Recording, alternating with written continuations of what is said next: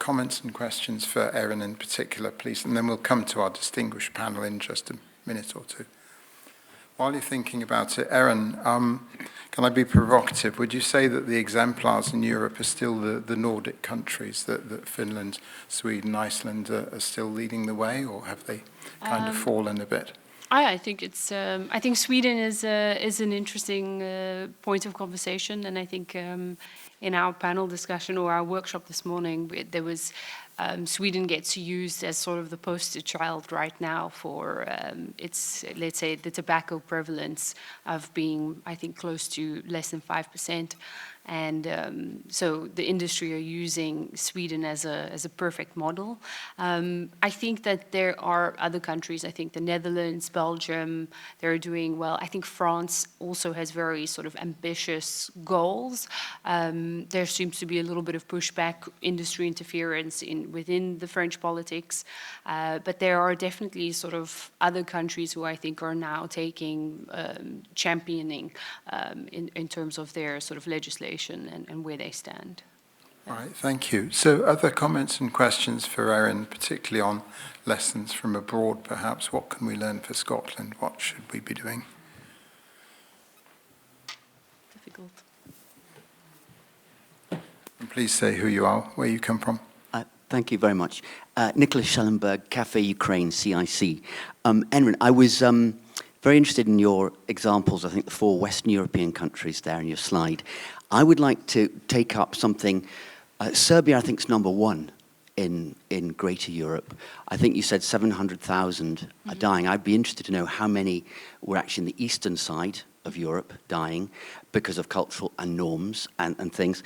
I'd also like to know about, in Scotland obviously we had minimum pricing for alcohol to reduce addiction and everything. We don't have that really in other parts of Europe. And is there actually an EU directive sort of harmonizing all the European countries at the moment in smoking? And finally, if I may, taxation. Do we learn from Europe about taxation from cigarette sales going to education and health? Can we see a direct correlation between the tax got from sales going actually into health systems? Is there anything we can learn from that maybe for us? Interesting. So Eastern Europe, I don't have that full exposure. So Smoke-Free Partnership focuses mainly on the member states part of the European Union. Serbia is obviously not part of the European Union. So the data is particularly only for the European Union. I think that Eastern Europe, just sort of from a cultural perspective, traditional smoking is still very high. I think Latvia, for example, has a prevalence close to 40% still of sort of traditional smoking. And so I think that actually Eastern European countries who are accession countries to the European Union have to follow very strictly tobacco sort of laws that are happening in Europe. That leads to the second point. So actually right now we're in deep discussions around modernizing the tobacco taxation directive. So in July of last year, the Commission finally put out a proposal for the tobacco taxation. There's a lot of argument around when and why that came out. They've been dragging their feet for many, many years. Of course, given the geopolitical climate, defense is an important point of discussion. And so actually one of the arguments of why that proposal came out so fast is because the Commission is trying to funnel 15% of all taxation revenue from tobacco back to the Commission in order to fund some of these shortfalls in terms of defense budgets. So that's something to take into account. And so to go to your third point, unfortunately, most, as you may have heard, operating grants for civil society organizations, so all organizations working on health, have actually been cut in Europe. And so that means now many organizations working on civil society across the board. So we know of alcohol policy organizations that have now gone bankrupt as a result of not receiving sort of funding. There was no communication upfront about it. It just happened. It was sort of a decision. children. So it means that from those types of actions, health is not a priority, unfortunately. And so any type of revenue that the Commission or governments are getting, health is not the first thing that goes towards. So 15% of the own resources budget would go towards things like defense, and health is at the bottom. Yeah. Great question. The themes for this afternoon are tobacco, environmental tobacco smoke, inequalities and future directions. So we're looking for exemplars, we're looking for ambitious ideas. Everybody knows Sheila Duffy, the Chief Exec for ASH Scotland. Sheila led the team to the Dublin conference recently, which was the International Conference on Tobacco Control. Some ideas for where we should be aspiring to go, never mind the political compromises and pragmatic stuff. Where should we be really heading in terms of successes elsewhere? I mean, it was such a great experience being at the conference, and we picked up interviews with a number of international delegates, which are on our YouTube channel. Ask Alan if you want the link. I think particularly in the run-up to the Conference of Parties, there was a lot of work done internationally on future measures, possible policy directions and recommendations. I won't cover all of those, but there was so much that we learned from the conference. One of the things that struck me was in Europe, in the developed world, we have the luxury of tinkering with regulation and legislation. But in some countries, in Indonesia and some African countries, you put your life on the line if you're advocating for tobacco. And it matters. It matters because this affects people's lives. There are multinational corporate interests pushing these addictive health-harming substances. Scotland has made a mark on the world stage, and that was recognised in Dublin at the World Conference. One of the very few times when it's near enough to get to, which is why we attended. Quite often it's very, very far away. So I think what I would bring back to this room is let's be brave. Let's not lose that leadership that Scotland can empower other countries, often facing many, many pressures, to do what we've done, to learn from the debates, to learn from the experience here. Thank you. So we have much to celebrate and much further to go. In terms of environmental tobacco smoke, Veronica spent a career in enforcement. And do you have any comments to make, particularly on Sean's brilliant lecture? Sean and Erin kind of have given me an awful lot to think about. I think. Can you hear? Can you hear me? Right. Yes. Yeah. Normally I don't need a microphone, that's the beauty of being an enforcement officer. So they've given me a lot to think about because I think we've been focusing so much on what we can do and what's failing that sometimes you forget to look at the bigger picture of what the changes that we could make. And I think your comments, Erin, about the environment that young people are growing up in, it's not, we're focusing on the display and what we see and what we don't like in shots, when in actual fact we could look at the whole. It's about the air they breathe, it's about the messages we put out, it's about what happens in the home. And I think you've given me an awful lot to think about today. These are some simple things. And you talked about, you asked the question about enforcement. How would we do that? But if I could go back a few years to the single-use carrier bag regs, at the time I thought to myself, this will never work. But that single 5p charge changed people's mindset, and that's what I think we could do if there was vape-free or aerosol-free environments for children to grow up in their home, in their schools, in a public place. What a wonderful thing that would be.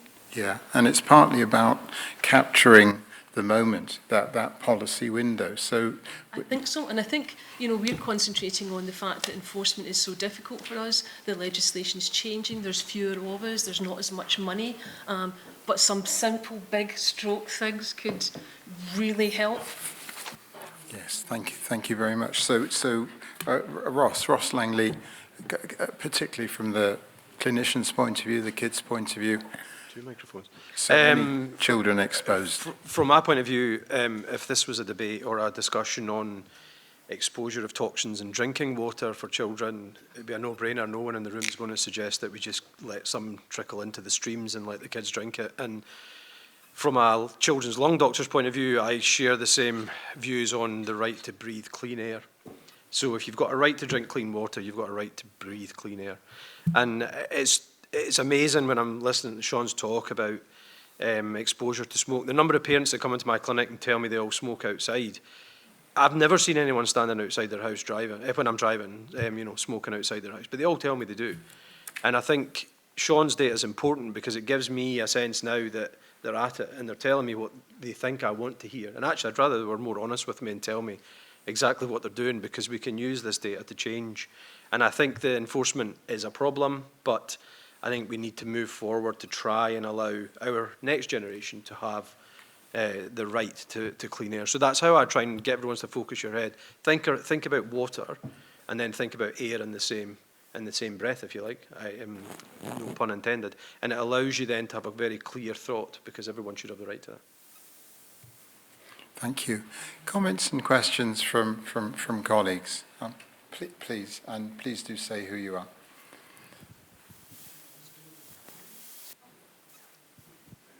Hi, my name's Keely. I'm from Engage Renfrewshire. Just to pick up on some of the discussions around second-hand smoke. So we have adapted the Jenny and the Bear programme in Renfrewshire in early years settings to try and raise awareness of second-hand smoke there. And when I'm speaking to nurseries, it can be very varied in terms of whether they want to take part in that programme or not. So some of them say it's not an issue for them, but then I get other nurseries who say it's so entrenched that it's right down to babies' nappies that they can smell smoke, which obviously indicates quite a high level of second-hand smoke exposure, but also third-hand smoke then becomes a problem as well. So I suppose just thinking about data, because I know it's quite hard to get data on second-hand smoke, is maybe thinking a bit about outside the box about where you can get that. That's information that nurseries are able to tell me, but then I don't know where to share that information to then try and inform, I guess, a bigger picture of what's actually going on with the exposure to children. So I don't know if that was a question really, more just a way of maybe if we can rethink some of it in terms of how we actually understand how big the problem is. Yeah, absolutely. So I think that we are extremely lucky in Scotland in that we're one of only, I think it would be 3 or 4 of the nations in the world that has got an annual survey that analyses markers of nicotine exposure in saliva. It's only in adults, I'm afraid to say. England and Wales has it at a younger age as well. I think it would be 5 up to 18 in England and Wales as well. But we're extremely lucky that we've got that information, and it goes back all the way to 1998. And I was mentioning earlier on upstairs that we have information now that overall levels of nicotine use, at least at the UK level, are now back to the levels that they were in 1971, which I find amazing. Obviously, there are now more individuals that vape than smoke, but our overall levels of nicotine use are now back to the levels that they were in the 70s. And I guess there's lots of issues there around the SHS exposure and the SHA exposure, the aerosol out of e-cigarettes as well. Yeah.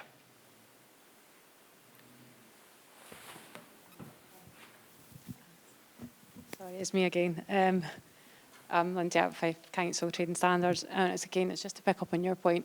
I can go into people's houses for a number of things. It could be doorstep crime, it could be scams, and the person's either like vulnerable and upset, and I don't feel overly comfortable going, do you mind putting that cigarette out? I can see that they're nervous, and I'm an ex-smoker. I stopped like 12 years ago, and thank God vapes weren't really a thing there, because I still find myself, there's always that slight urge, and when you're exposed to that, it's quite difficult to, I'm thankfully I've never actually went, right, I'm going to go and get a packet, but it's still there. I wouldn't know where to report it, and I wouldn't want to report it necessarily to go and cause a regulatory issue for someone, but to report it properly so that person could then be supported and helped in some way, because I'm not a medical, I'm not even in a sort of health profession. it's a different way, but I certainly wouldn't know where to report it. My other point is, I would be interested to see how, I mean, we've already spoken about illegal tobacco and illicit tobacco, so you've got counterfeit tobacco and non-duty paid, so obviously you're not getting the tax and things on that. It's available for £5. You can get it anywhere. There's an increase in illicit tobacco being sold from people's houses, so regulators can't just go knocking on the door, can I do a quick inspection and stuff. But I'm interested to see how that data is going to be collated and then used to say, is there actually an increase, and how is it going to impact on a tobacco-free generation in 2034 if people can get it for £5 now, when a genuine retailer is selling it for £14, and there's definitely an increase in it being available. It's all over the BBC. There's organised crime groups profiting from it. They're making thousands. So it's, how does that data then impact on that? Who'd like to pick up on this? Sheila? Yeah, thanks, Leslie. So I think you made a couple of important points, that when you're at work, you shouldn't be exposed to health-harming pollutants. It's a bit like the clean air, clean water. How you then deal with that with the person sitting in front of you is a whole nother issue. And we should be focusing, I think, on the products and the substances they produce, rather than talking about the people using them. The people using them need that knowledge, but it's the pollution that we're worried about here. In terms of illegal illicit, it is always going to be an issue, and it's a separate issue to enforcement. It's an issue of crime, because, as you say, these goods fuel crime gangs, they fuel illicit activities. So we need that enforcement to happen. We need it to happen when these things are coming into the country, and we need penalties, and we need to take away the profit for these illicit gangs on illicit tobacco. But the one thing we shouldn't do is buy into the industry argument that any health regulations will increase illicit, because that doesn't hold true, and it's been disproven. If you look, it's enforcement that makes the difference to illicit, not health measures. Thanks. Sorry, just one quick thing about what you were saying about banning nicotine and that saying, oh, it's going to create a black market. It's already there. There's already illicit trade. It's not, regulation doesn't increase that. I would agree with you on that point. Yeah, and I think the CTSI, last time they looked at this, reckoned that about a third of the e-cigarettes being used in the UK were not legally sold. So it is a problem, perhaps a separate problem to the health debates. Thank you. Other comments and questions? Right, I think we're moving towards the next chapter. So can you join me in thanking our distinguished panel and our speakers?